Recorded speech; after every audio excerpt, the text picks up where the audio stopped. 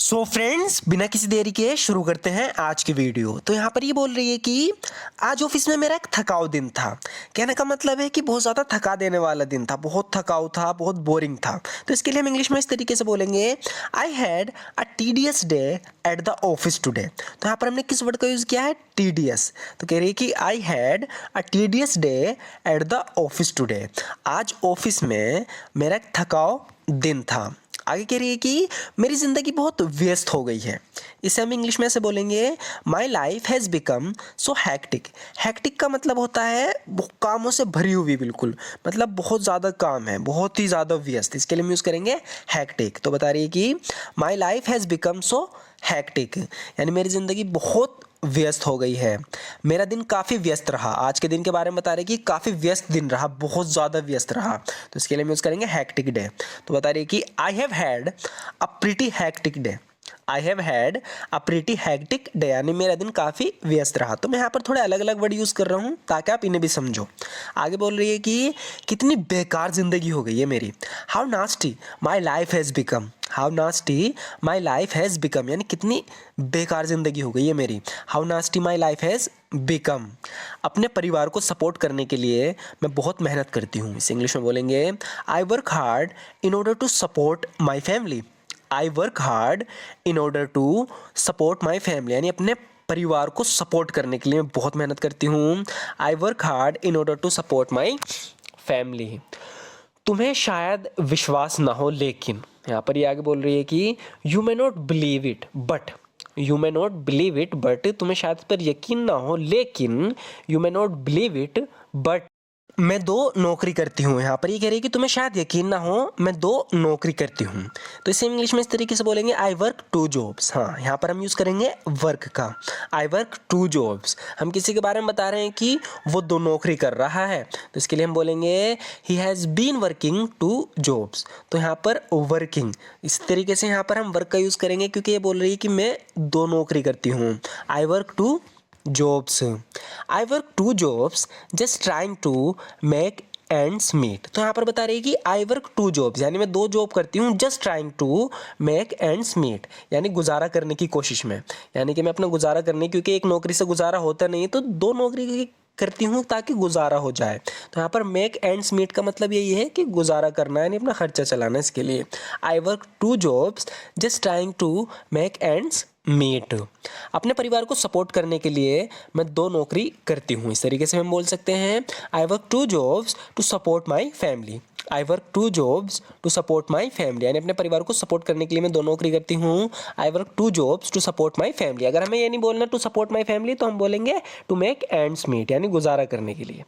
Next देखते हैं friends, यहाँ पर ये बोल रही है कि I have been living a really hard life doing 2 jobs, यानी मैं बहुत ही हार्ड जिंदगी जी रही हूँ 2 जॉब करते हुए। यानी 2 नौकरी कर रही हूँ ना, तो इसमें मेरी ज़िंदगी बिल्कुल बेकार हो गई, यानी काफ़ी मुश्किलों का सामना करना पड़ रहा है मुझे।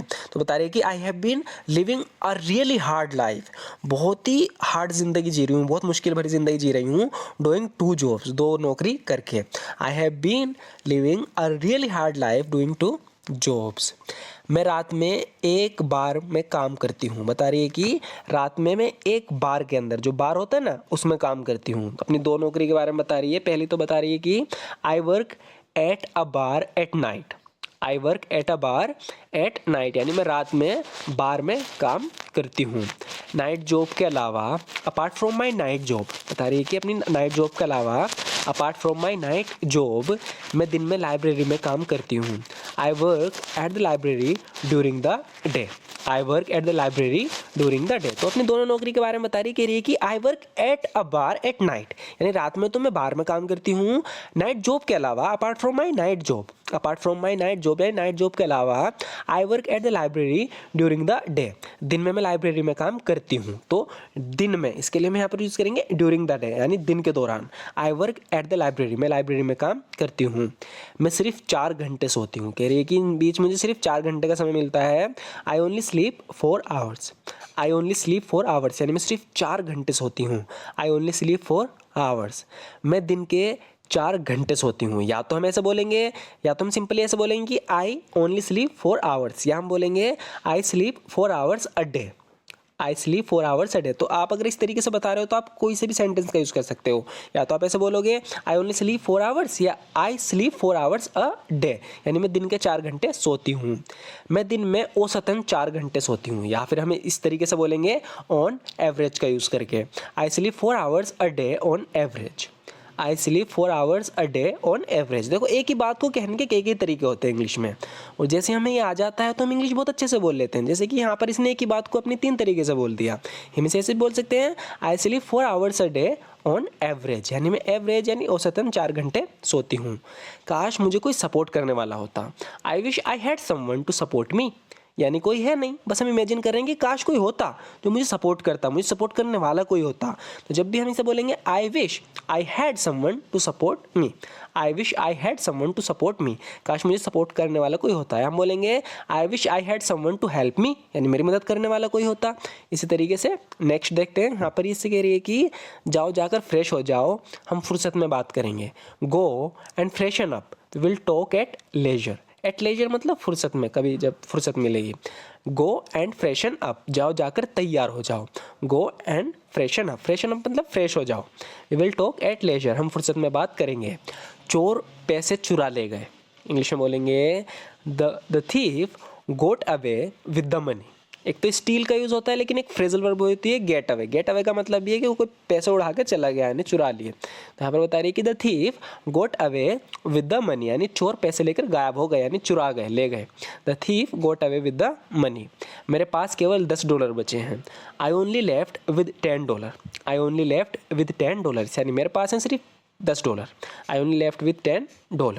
नेक्स्ट देखते हैं फ्रेंड्स, यहाँ पर ही किसी चीज़ को देखकर बोल रही है कि वाओ, मैं हमेशा से देखना चाहती थी। इंग्लिश में बोलेंगे wow I always wanted to see this. I always wanted to see this, यानी मैं हमेशा से देखना चाहती थी। Wow I always wanted to see this, ये हमेशा से मेरा सपना रहा है। It has always been my dream. It has always been my dream, यानी हमेशा से मेरा सपना रहा है। It has always been my dream. मुझे लगता है हमारा काम यहाँ हो गया। इंग्लिश में बोलेंगे I think our work here is done. I think our work here is done, यानी हमारा जो यहाँ काम था मुझे लगता है वो हो गया है। I think our work here is done, मुझे लगता है हमारा काम यहाँ हो गया है। अब हमें जाकर थोड़ा आराम करना चाहिए। Now we should go home and get some rest. Now we should go home and get some rest, अब हमें जाकर थोड़ा आराम करना चाहिए। Now we should go home and get some rest. So friends, आज की वीडियो में बस इतना ही। और लास्ट के जो 4 सेंटेंस हैं ये हमने अपने पुरानी वीडियो से रिपीट किए हैं। रिपीट इसलिए किए हैं ताकि प्रैक्टिस होती रहे। जो हम पढ़ रहे हैं उसको बार बार रिपीट इसलिए करते हैं ताकि इनकी प्रैक्टिस हो जाए और हम इन्हें ईजिली बोल पाएँ। सो अगर आपको ये तरीका पसंद है, आप इस तरीके से अपनी इंग्लिश को इंप्रूव करना चाहते हो तो हमारे चैनल को जरूर सब्सक्राइब कर देना। वीडियो अच्छी लगे तो लाइक ज़रूर कर देना। And thank you so much for watching this video friends.